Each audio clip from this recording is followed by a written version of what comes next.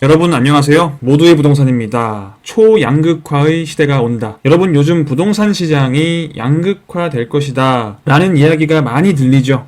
굳이 부동산뿐만 아니라 모든 분야에서 양극화가 될 것이다 라는 얘기들이 많은데요. 양극화, 이 중간층이 사라지고 양극이 생겨서 이 상단은 점점점 더 비싸지고 하단은 점점점 더 내려가거나 그냥 그대로 있는, 오르더라도 소폭의 증가밖에 없는 이런 현상을 양극화라고 하는데, 사실 이 양극화는 앞으로 될 것이다가 아니라 이미 진행 중이에요. 집값의 격차는 9년 만에 최대로 벌어진 상태고요. 상위 20%의 아파트 가격이 하위 20% 아파트 평균 가격의 무려 6.83배, 약 7배 정도가 된다는 거예요. 그러니까 상위권 아파트가 하위권 아파트의 7배 비싸다는 거죠. 전국적으로 봤을 때 이 차이가 점점 벌어지고 있다는 거예요. 그러니까 얘네에 비해서 얘네가 좀 더 집중적으로 오르고 있다는 거예요. 상위 20%가 전국적으로 봤을 때 지역별로도 이렇게 차이가 나지만 각 지역마다, 서울을 예로 들면 서울 안에서도 또 양극화가 있어요. 그러니까 서울 안에서도 이렇게 5분위 상위 20%, 아파트들은 평균 가격이 16억입니다. 평균 가격이. 지금은 요즘 더 올라서 더 높은 거 아시죠? 서울 안에서도 하위 20%는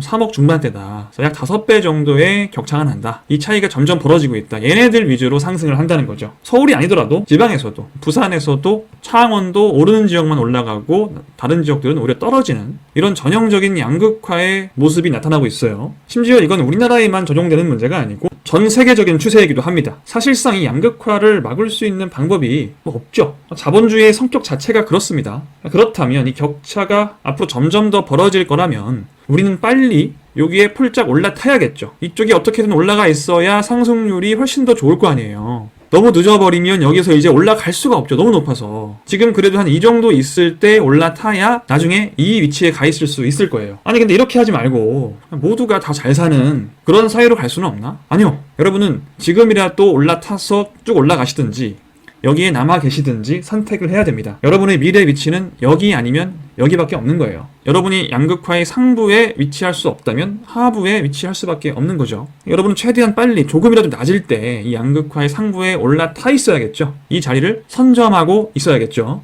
나는 근데 지금 선점을 하고 싶어도 돈이 별로 없어요. 강남 이런 데 들어가는 것이 양극화의 상부를 선점하는 가장 확실한 길일 텐데 들어갈 수가 없는데 어떡하지? 여러분 소액 자본으로도 충분히 양극화의 상부에 자리 잡을 수가 있습니다. 오늘 모두의 부동산과 함께 이 양극화는 도대체 왜 발생을 하는 건지, 이 양극화로 인해서 생겨난 말이죠. 똘똘한 한 채. 이건 대체 무슨 뜻인지, 실제로 왜 똘똘한 한 채가 또 유리한지 이유를 좀 알아보고, 그럼 이 양극화가 이루어진다고 하면 소액 자본으로도 양극화 상단에 요 끄트머리라도 간신히 걸쳐서 타고 올라갈 수 있는 방법이 뭐가 있는지를 오늘 함께 생각해 보겠습니다. 좋아요 한 번씩 먼저 꾹 눌러주시고요. 오늘 영상 끝까지 시청하셔서 여러분께 얼마 남지 않은 기회 꼭 잡으시길 바라겠습니다.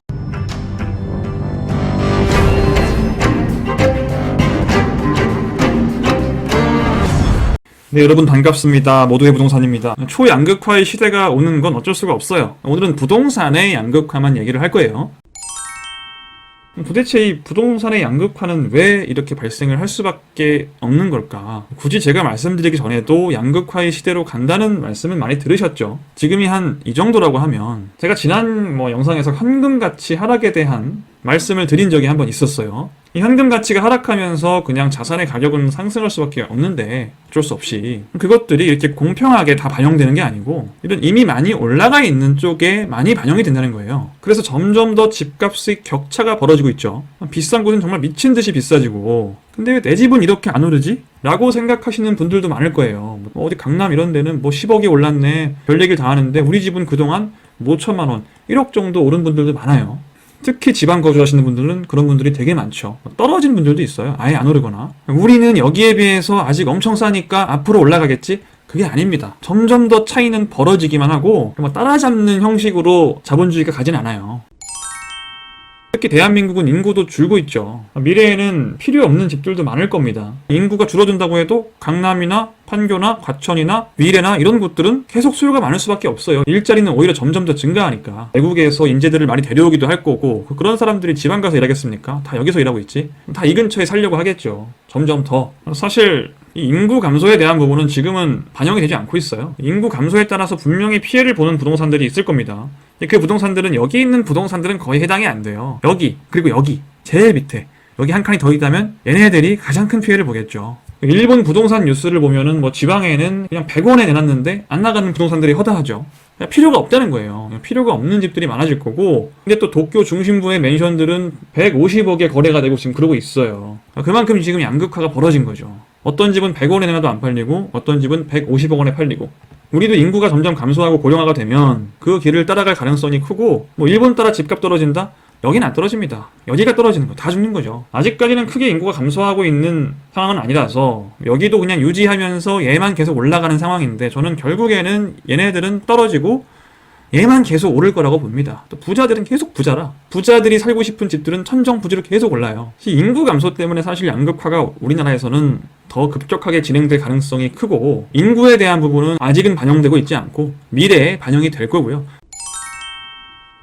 뭐 사실 현재 양극화가 진행되고 있는 이유, 현재도 반영되고 있는 건 뭐냐면 당연히 소득의 양극화죠. 그러니까 소득이 양극화되기 때문에 당연히 부동산 가치도 양극화가 될 수밖에 없는 거예요. 모든 사람이 비슷비슷하게 돈을 벌면 이 사람들의 능력이 비슷하죠. 능력이 비슷하면 어느 정도 부동산의 가격이 비슷비슷하게 형성될 수가 있는데, 이 사람은 엄청 많이 벌고 얘네들은 이제 뭐 조금밖에 못 벌고 그러니까 소득이 양극화가 되다 보니까 이 사람 같은 경우에는 이 사람들이 봤을 때는 좀 터무니없는 가격이라도 그냥 쿨하게 사는 거예요. 강남집 이 사람들이 봤을 때는 야 강남 좀 30억짜리 아파트가 있대요. 말이 안 되지. 이걸 누가 사? 집값이 올라도 이게 사줘야 집값인 거지. 사준다고요. 실거래가 조회해보세요. 다 거래되고 있어요. 이분들은 이해가 안 가니까 계속 부정하죠. 그럴 리가 없어. 이게 실거래가가 아닐 거야. 뭐 조작을 했을 거야. 아닙니다, 여러분. 소득 자체가 양극화가 너무 심해서 지금 많이 버는 분들은 엄청 많이 벌어요. 과거에 비해서 훨씬 많이 더. 근데 일반 서민들의 월급은 그대로 있죠. 제가 저번에 현금 가치 하락에 대한 영상을 올렸을 때도 왜 내 월급은 그대로냐라는 질문을 많이 하시는데, 여러분 월급은 그대로지만 예전엔 나랑 비슷했던 사람이 소득이 엄청 커진 경우가 많고, 원래 부자들이 소득이 많이 증가했어요. 지금 보면 상위 20%의 월 평균 소득은 1000만 원이 넘죠. 상위 20%가 월 1000만 원을 넘게 버는 사람이 전체 근로자의 20%가 된다고요. 이거 사실 자영업자들 소득 신고 좀 덜하고 하죠. 그런 거 감안하면 제가 봤을 때는 25% 가까이 돼요.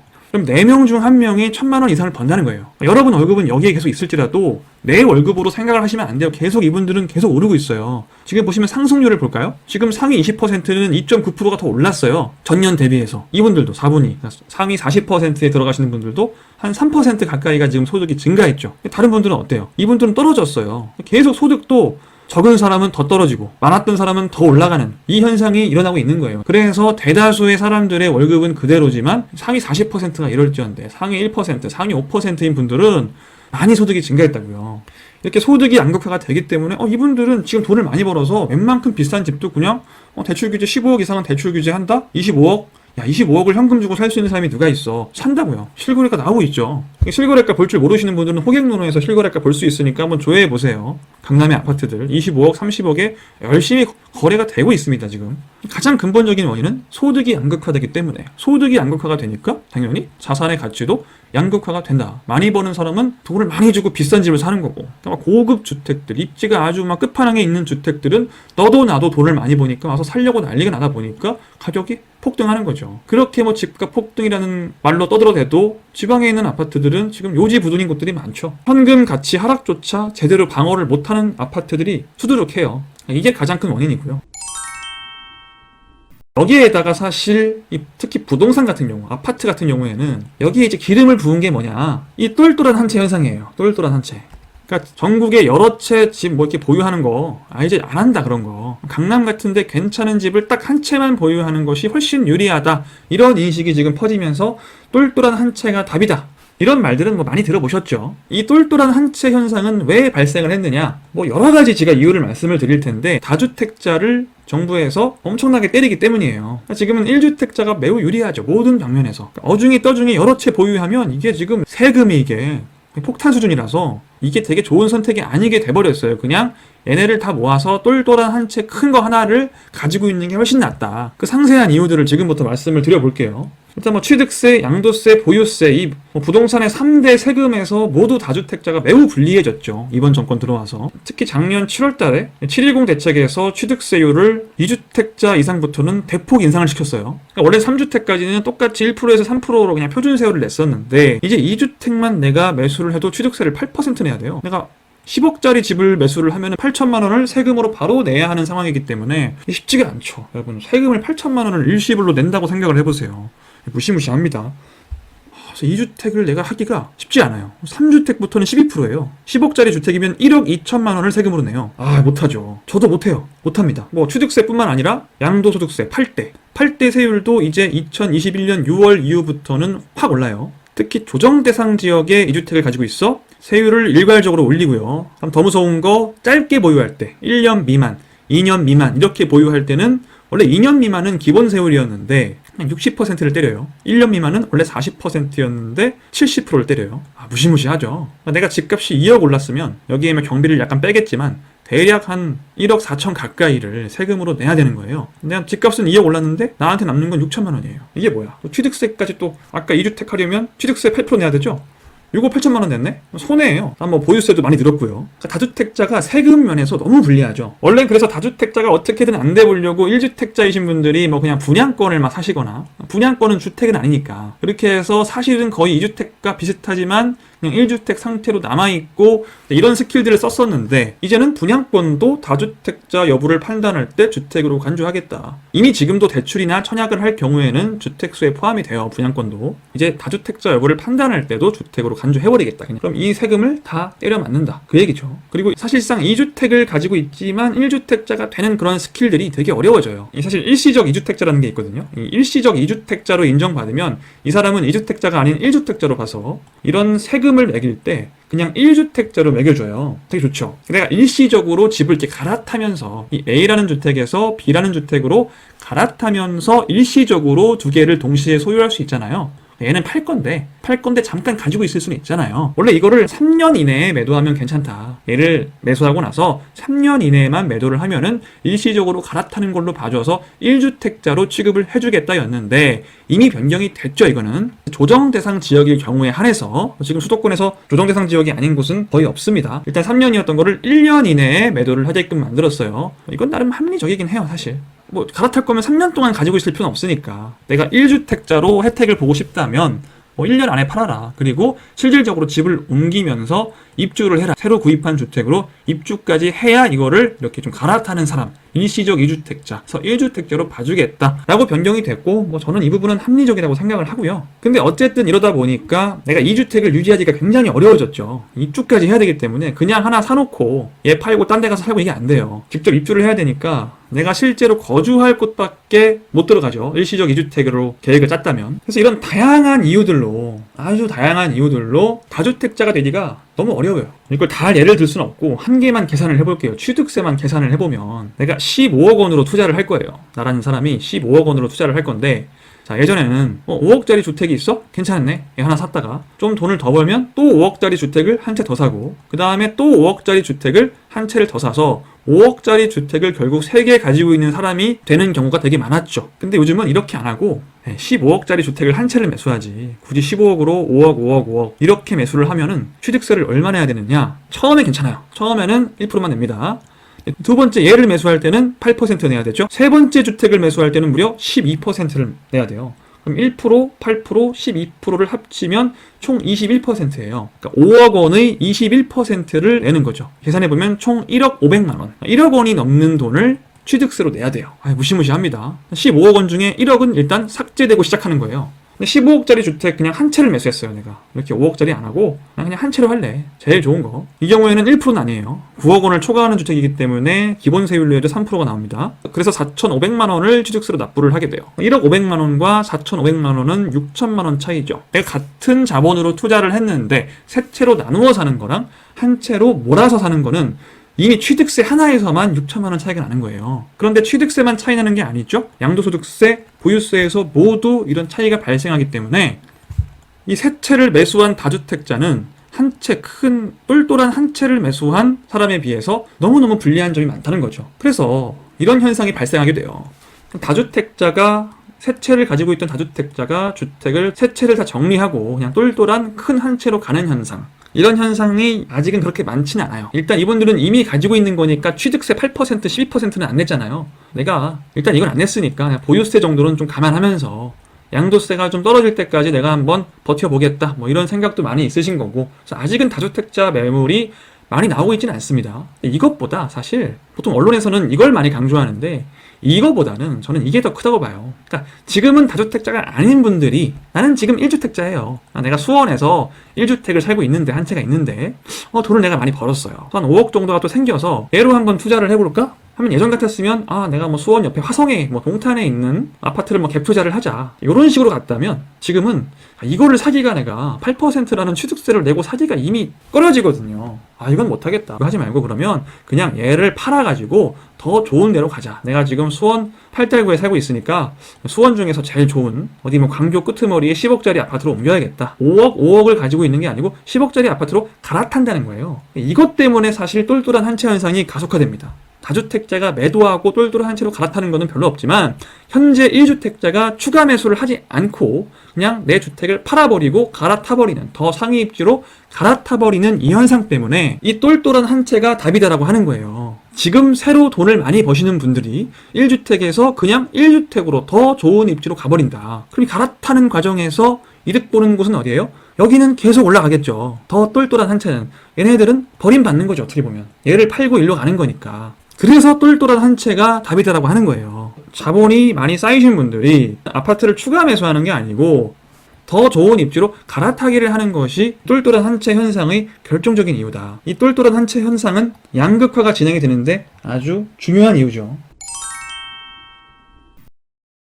이런 많은 이유들로 인구의 감소, 소득의 불평등, 똘똘한 한 채 현상 이런 많은 이유들로 인해서 부동산은 양극화가 될 수밖에 없어요. 매우 심한 양극화. 제가 초양극화의 시대라고 말씀을 드렸죠. 초양극화예요. 여러분이 상상하시는 것 이상으로 많이 벌어지는 그런 양극화의 시대가 될 거라고 봅니다. 여러분은 최대한 빨리 양극화의 상단을 이때라도 선점을 해서 올라타놔야 지금은 아직 한 이 정도의 차이밖에 안 나거든요. 점점 더 그 차이가 벌어질 수밖에 없기 때문에 지금 가능할 때 여기에 올라타 있어야 돼요. 근데 나는 강남에 들어갈 수가 없는데 대표적인 양극화 이미 여기 가 있는 친구들이 누구예요? 강남이죠. 지금 너무 높으니까 떨어지지 않을까요? 아니요. 높은 곳이 더 간다고요. 떨어지는 곳은 여기예요. 여기 얘네들이 떨어진다고요. 근데 강남에 들어갈 수가 없어. 그럼 어떻게 해야 돼요? 어떻게 모든 사람이 다 강남에 들어가겠습니까? 아까 말씀드렸죠. 양극화는 전국적으로도 진행이 되지만 이렇게 서울 안에서 부산 안에서 창원 안에서도 양극화가 진행이 돼요. 각 지역별로 대장지구들이 있죠. 서울은 강남이니까 말할 필요도 없는 거고요. 전국적으로 보면은 서울을 비롯한 수도권이 양극화의 상극이겠죠. 다른 지방들이 양극화의 하단에 위치를 할 거고요. 그럼 수도권 안에서 보면요. 수도권 안에서 보면 그 중에서도 강남, 강동, 그리고 근처에 하남의 위례나 가밀, 과천, 분당 이런 곳들이 최상위 입지죠. 얘네들은 길게 봤을 때 집값이 떨어지기가 어려워요. 얘네들이 양극화의 상단에 위치한다고 볼 수 있겠죠. 수도권에서는. 나는 여기도 못 들어간다. 강남뿐 아니라 위례건 과천이건 분당이건 난 못 들어가. 여러분, 각 지역마다 또 돈이 몰리는 곳들이 있어요. 예를 들어 수원은 어디예요? 수원은 광교죠. 수원의 대장이 광교라는 거를 부정하는 사람은 아무도 없어요. 화성은요? 화성은 동탄, 그 중에서도 SRT, GTX 동탄역에 위치하는 동탄 이신도시의 동탄역 역세권이에요. 이런 곳들이 각 지역마다 있습니다. 수원, 화성도 비싼데요. 예를 들어서 의정부 같은 경우에는 GTX-C 의정부역이 들어오는 의정부역 역세권 신축들, GTX가 이쪽에 들어온다고 하죠.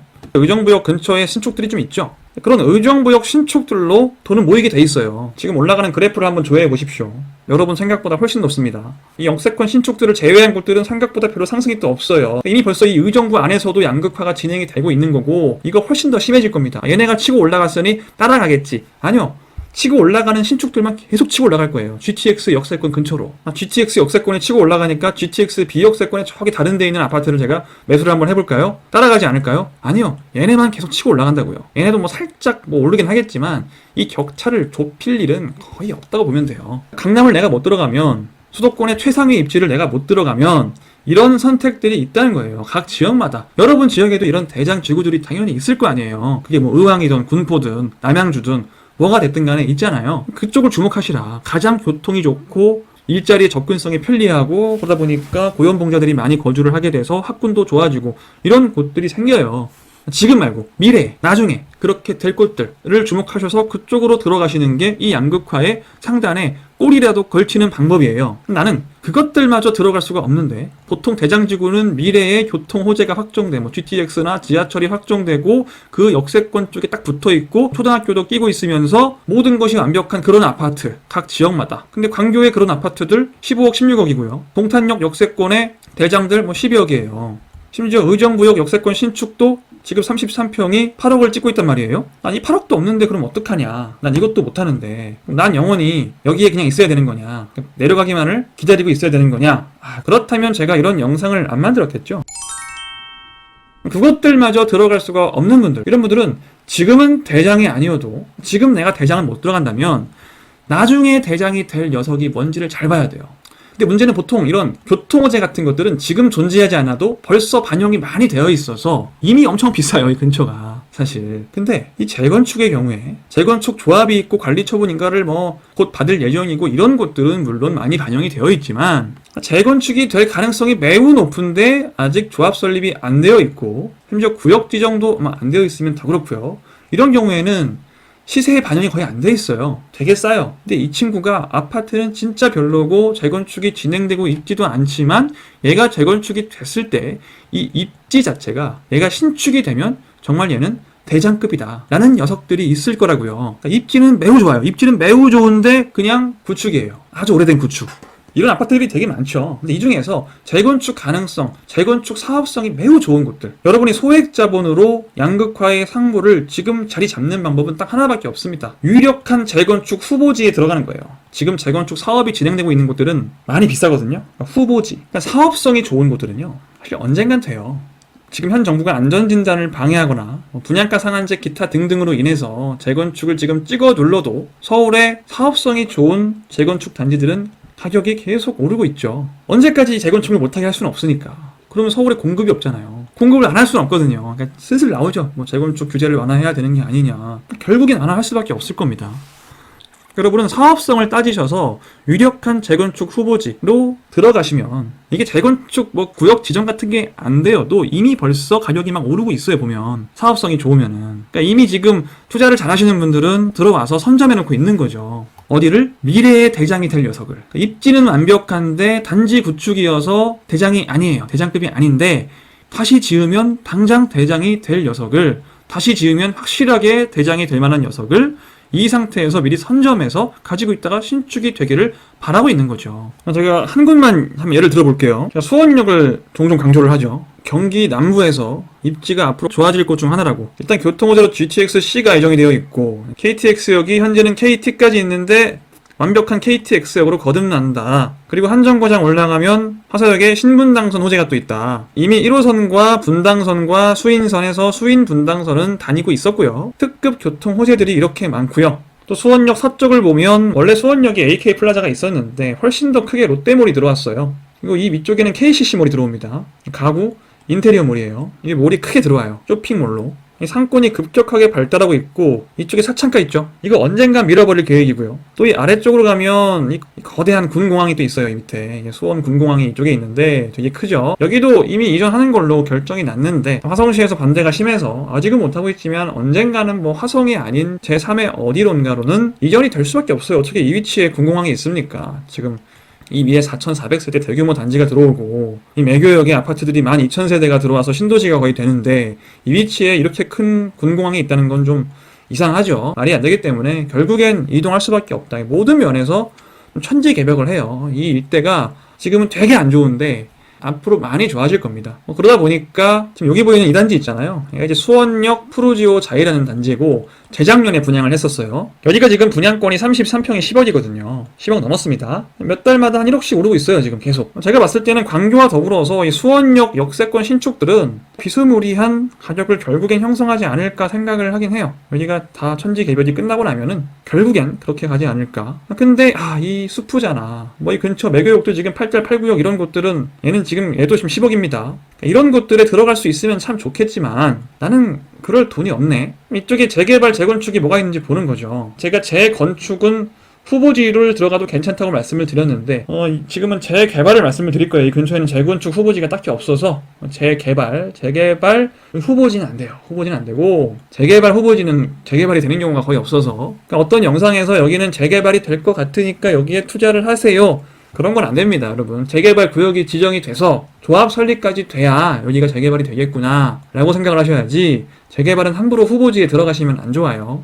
재건축은 후보지가 실제로 재건축으로 이어질 가능성이 크고 개인적으로 재개발과 재건축은 좀 투자 시점을 완전 다르게 설정할 것을 여러분들께 조언드립니다. 여기서는 이 해창 아파트를 중심으로 이렇게 8달 3구역이라는 구역이 있어요. 재개발 구역인데 여기는 조합 설립이 완료되어 있는 곳이기 때문에 제가 말씀을 드리는 거예요. 조합 설립이 완료가 됐는데 한번 소송이 걸려서 여기가 재개발 구역이 해제가 됐다가 최근에 다시 2심에서 승소를 해서 다시 재개발 구역으로 재개발 사업을 추진하고 있고 조합이 있기 때문에 사실상 소송 이외에 다른 변수는 없다. 결국엔 신축이 되는 것이다 라고 생각을 해볼게요.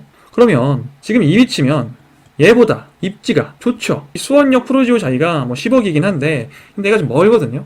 한 15분 정도 걸려요, 도보로. 만약에 이 위치에 신축이 들어오면 정말 이 가격이 형성이 되겠죠. 얘가 지금 10억이니까 얘는 12억 충분히 되죠. 그 앞에 사창가 없어지고 군공항 이전하고 다 하고 나면은 가격이 얘도 막 올라갈 거고 같이 동반 상승을 막 할 겁니다. 그래서 지금은 정말 별로예요, 가보면. 근데 결국엔 대장급이 될 만한 곳이다. 그렇다면 지금 이쪽에 매물이 올라와 있는 것들을 보면은 한 5억짜리들이 몇 개 있거든요. 나중에 여기에 분담금을 한 2에서 3억 정도 낸다고 하더라도 한 7, 8억 원을 투자해서 현재 가치로 거의 12억이 달성이 되고요, 바로. 그 다음에 이 위치가 점점 이제 대장으로 변모해 가면서 계속 가격이 올라가겠죠. 내가 여기에 지금 10억을 주고 들어가기가 어렵다면 이게 더 확실한 선택이긴 하지만 지금 5억 정도면 매수가 되는 이런 재개발 구역의 빌라들을 잘 알아보시고 들어가시면 결국에는 얘보다 더 가치가 높거나 비슷한 정도의 아파트를 훨씬 적은 자본으로 들어가는 셈이 되는 거죠. 난 이것도 없는데요. 뭐 또 다른 데가 많이 있어요. 재건축 후보지 이런 것들은 제가 특정 아파트 단지들을 좀 언급하기가 그래서 그렇지 뭐 이 수원만 하더라도 3억, 4억이면 여기에 대출 끼거나 갭투자하면 뭐 2억이면 들어갈 수 있는 대장급 재건축 후보지들이 많이 있습니다. 그런 곳들을 선점하시면 지금 여기에 들어가는 거죠. 여기에 들어가면 결국에는 이렇게 된다는 게 중요한 거예요. 여러분이 여기에 들어갈지 여기에 들어갈지 고민을 많이 하세요. 이건 뭐냐면은 그냥 지금 살기는 좋아요. 지금 살기는 좋은데 애매한 구축, 앞으로 재건축될 가능성이 전혀 없는 애매한 구축. 가격은 싸죠. 그러니까 그런데 들어가서 살자. 내가 지금 여긴 못 들어가니까. 여기는 지금 현재 대장지구라고 봅시다. 현재 대장지구,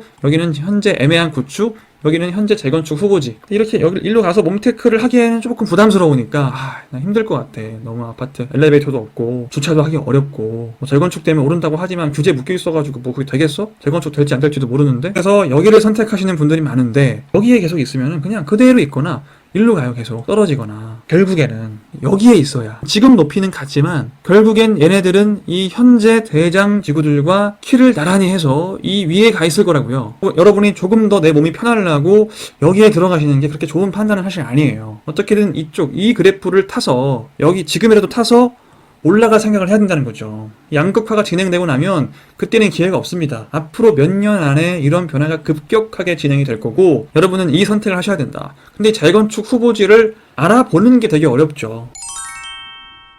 재건축 사업성이 좋은 곳을 어떻게 따지느냐, 어떤 특정 단지를 봤을 때 이 단지가 재건축 사업성이 좋은 건지 안 좋은 건지 이걸 내가 판단하니까 참 어렵고 부동산에 가서 물어보면 무조건 좋다고 해요. 그냥 구축이면 재건축이 된다는 말만 해요. 부동산에서는 재건축이 다 되네, 절대 될 수가 없는 곳을 그냥 된다고 하시는 경우도 많고 어쨌든 집을 팔아야 되니까 공인중개사는 그분들도 그럴 수밖에 없습니다. 여러분들이 스스로 이 재건축 사업성을 따지는 방법을 알으셔야 돼요. 이건 좀 공부를 하시다 보면 알게 되시는데 제가 따로 나중에 많이 보실 것 같지는 않은데 한번 정리해서 올려드리도록 할게요. 일단 아주 간단하게 말씀드릴 수 있는 거는 경기도에서는 재건축 사업성이 나오려면 용적률은 200 미만이어야 됩니다. 이거 150 이하여야 좋아요. 사실 후보지를 들어갈 때는 웬만하면 150 이하인 곳, 용적률이 150 이하인 곳만 보시는 게 좋습니다. 분당 등의 입지가 좀 최상위 입지인 곳들은 170 정도도 괜찮아요. 아주 판교나 강남 등의 최상위 입지는 사실 200을 약간 넘어도 재건축 사업성이 충분히 있긴 한데 어차피 이런 곳들은 못 들어가실 거고 여러분 소액으로 하시는 분들은 수원이나 의왕이나 군포나 안양이나 이런 곳도 있잖아요. 구도심들에서 용적률이 150 이하이면서 이 대지 지분이라는 게 있어요. 근데 이 대지 지분이 호수별로 대지 지분이 있는데 평균 대지 지분이라는 게 있어요. 평균. 그러니까 어떤 특정 아파트가 있으면 이 아파트에 거주하시는 분들이 평균적으로 가지고 있는 대지 지분. 이거는 전체 대지 면적에서 이 세대수는 네이버 들어가면 다 나오죠. 세대수를 나누면 돼요. 전체 땅의 크기, 대지 면적에서 세대수를 나누면 평균 대지 지분을 구할 수가 있는데 이 평균 대지 지분은 크면 클수록 좋은 거예요. 보통 15평은 기본적으로 넘어가야 되고요. 평균 대지 지분을 계산했는데 15평이 안 된다? 어렵다고 보면 됩니다. 그리고 사업성이 좋으려면 한 18평, 19평, 20평 이 정도는 넘어가 줘야 사업성이 아주 좋다라고 얘기를 할 수가 있는 거예요. 그러니까 여러분 용적률이 150 미만이고 대지 지분이 한 18 정도를 넘어가고 이런 곳들을 좀 찾아보시기 바랍니다. 근데 이런 곳들이 돼 입지가 좋아야겠죠. 입지가 좋아야만 미래의 대장이 되겠죠. 그러니까 지금 입지는 굉장히 좋은데 1990년에 지은 아파트예요. 낡았어요. 엄청 별로 안 좋아요. 근데 잘 보니까 이런 조건들을 갖추고 있다더라.